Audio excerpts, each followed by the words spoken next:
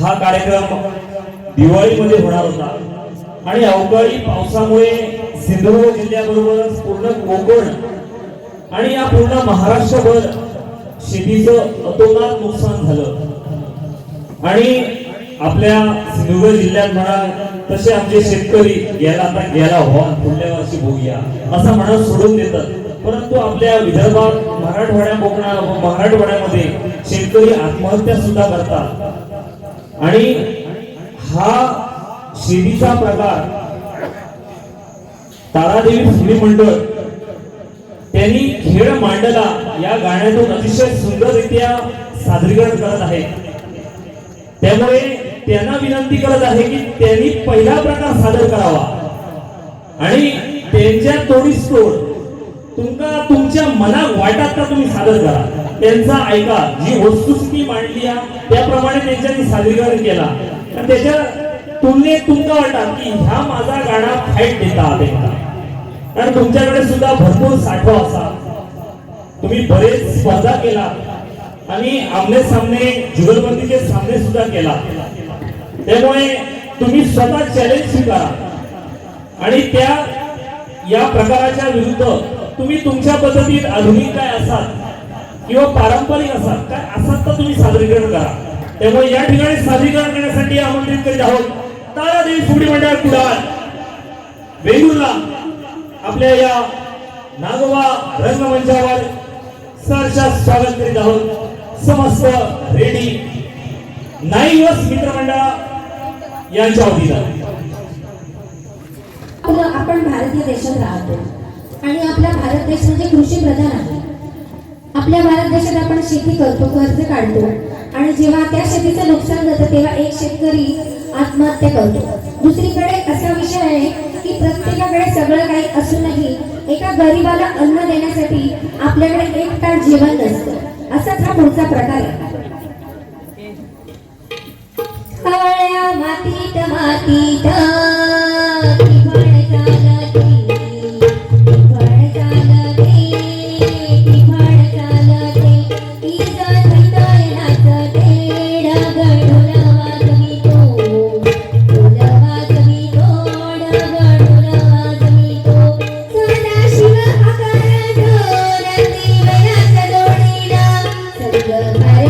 सारे ओटी बांधून पोटाला सारी सारी वराळे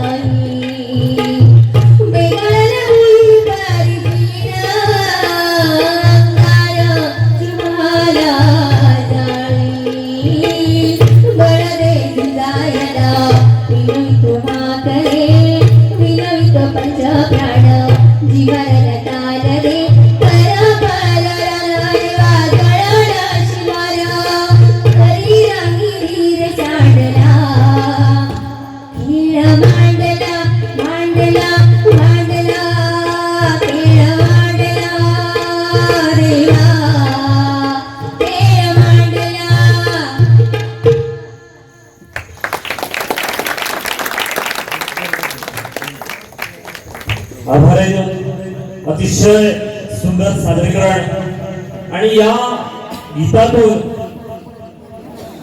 शेतकऱ्यांची नांगरणी, पेरणी, लावणी झाल्यानंतर राखणदार जो आपल्या पक्षांका घालवण्यासाठी उभं राहून राखतो तो राखणदार सुद्धा दाखवलं गेलो आणि त्यानंतर झोडपणी आणि ह्या एवढा सगळा झाल्यानंतर एका उद्ध्वस्त कुटुंबात आत्महत्या झाली आणि आत्महत्या झाल्यामुळे एक संसार उद्ध्वस्त झालो त्या कुटुंबाचं. ही सर्व मांडणी या खेळ मांडला या गीतातून सादर केली. अतिशय सुंदर सादरीकरण एक भावनिक वातावरणामध्ये या तारादेवी फुगडी मंडळानं सादर केलं. अतिशय सुंदर सादरीकरण, जोरदार टाळ्या या सर्व कलाकारांसाठी. आणि यानंतर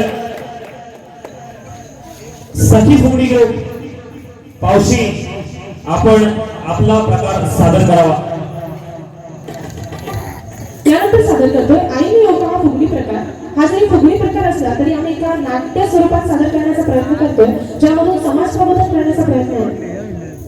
मॅडम जयसिंग राणेसाहेब यांच्याकडून या खेळ मांडला प्रकारासाठी 500 रुपयाचं पारितोषिक आलेलं आहे. आभारी आहोत राणेसाहेब, आपण या सर्व कलाकारांचं कौतुक केला आणि पुढील सादरीकरणासाठी तयार आहेत सखी फुगडी ग्रुप पावशी.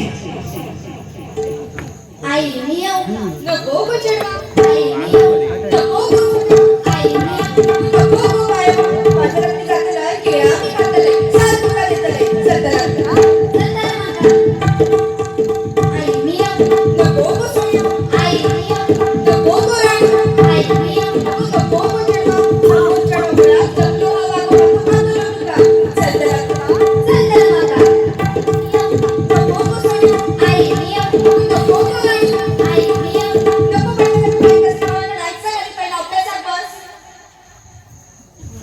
काय गो, हर सगळी जण फुगडी खेळतं आणि तू असं गप एकटाच उभा कित्या? चल मग फुगडी खेळा.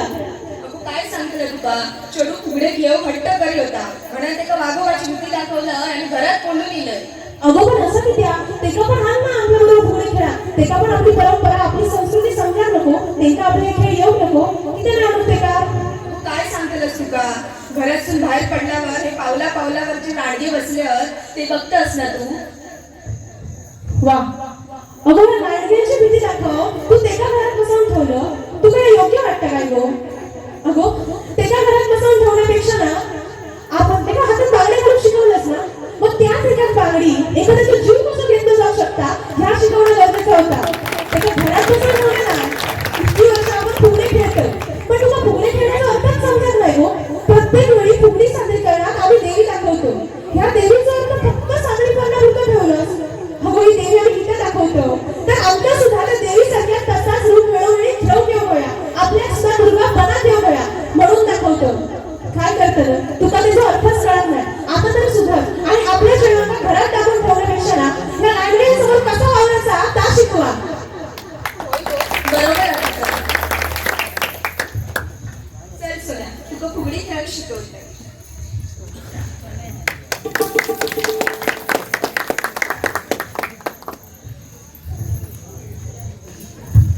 आभारी आहोत सखी फुगडी ग्रुप. एक विधान सत्य परिस्थिती दाखवण्याचा एक प्रयत्न त्यांनी केला, कारण आपल्या सर्वांच्या घरामध्ये कोणाची तरी बहीण आहे, कोणाची तरी पत्नी आहे, कोणाची तरी बायको आहे, कोणाची तरी आई आहे. या सर्व माता भगिनींना सांभाळणं, त्यांचं चारित्र्य कुठेही डाग लागता कामा नये यासाठी आज आपण आपल्या मुलीला तेवढंच ताकदवान बनावं, म्हणजे शूर बनवावं. जसं जिजाऊनं आपला शिवा घडवला त्याचप्रमाणे आपण आपल्या मुलीला ही दुर्गा भवानी असे वेगवेगळे संस्कार देऊन आपण तुल्यबळ असं आपल्या मुलीला एक शूर बनवण्यासाठी प्रयत्न करावा, असं या फुगडीच्या माध्यमातून आणि या प्रकारातून दाखवण्याचा एक सुंदर असा प्रयत्न जोरदार टाळ्या या सर्व कलाकारांसाठी.